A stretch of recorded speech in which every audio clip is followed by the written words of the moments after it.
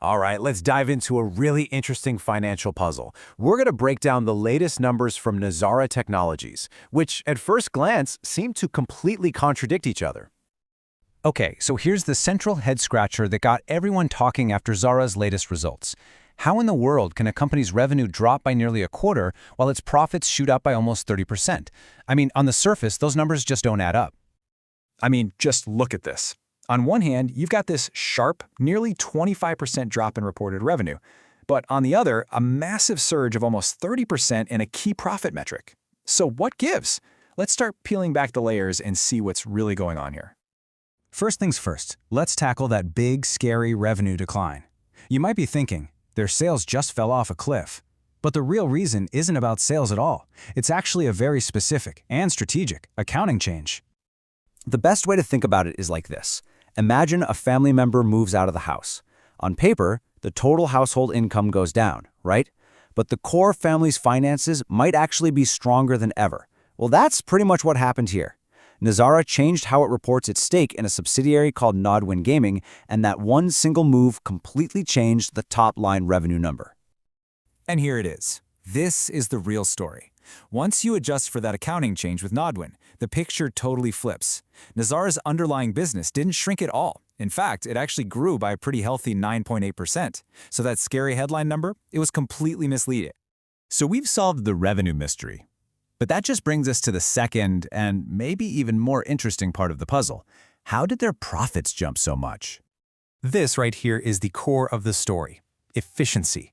This chart shows their EBITDA margin, which is basically how much profit the company squeezes out of its core operations. And wow, that margin expanded in a huge way, going from just under 10% to almost 17% in just 1 year. That is a massive leap in profitability.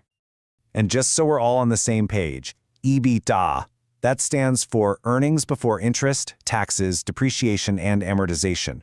It's a really clean way to measure how a company is performing because it strips out all the noise from accounting rules and financing decisions. It just tells you how well the actual business is running. Now, a jump like that doesn't just happen by accident. Nope, it was the result of a very deliberate company-wide strategy to focus on profitable growth. This meant getting leaner, meaner, and way more efficient. And it included cutting their total expenses by 24% compared to the year before. Okay, so we've looked past the headline numbers, but what's actually making money for Nazara, and where are they placing their bets for the future? Let's check it out. No big surprise here. Gaming is the absolute engine of this company. It brings in almost 2/3 of the operating revenue. You could say gaming is the heart of Nazara's business, with ad tech and esports playing really important but supporting roles. And this is so important because it shows the company isn't just cutting costs, it's also actively investing in growth.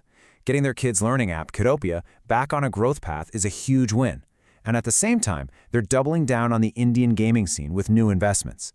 It's a smart two-pronged approach. Make the core business super efficient while planting seeds for future growth.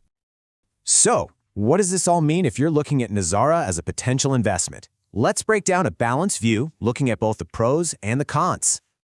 Okay, on the plus side, the company is nearly debt-free and has a fantastic track record of growing its profits. But, and it's a big but, there are some significant risks to think about. The stock isn't cheap, and a metric called return on equity is pretty low, which means it's not generating a ton of profit from shareholders' money. And that last point is a big one. A large portion of the founder's own shares are pledged, which is basically like using them as collateral for loans. For some investors, that can be a red flag. This high price-to-earnings ratio, this is where the debate among analysts really heats up. A PE of over 100, especially when the sector average is down around 18, tells you one thing: the market has extremely high expectations already baked into that stock price. To justify this, Nazara can't just be good, it has to be absolutely exceptional. And that valuation dilemma is exactly why the pros are split right down the middle on this one. You've got a nearly equal number of analysts saying buy, hold, or sell.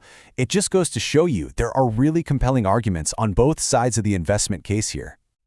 So we end right where we began, with a big question. Nazara has proven it can be operationally excellent and highly profitable. The key takeaway for you to consider is whether that operational strength is enough to justify its premium price tag in a really competitive market. That's the puzzle.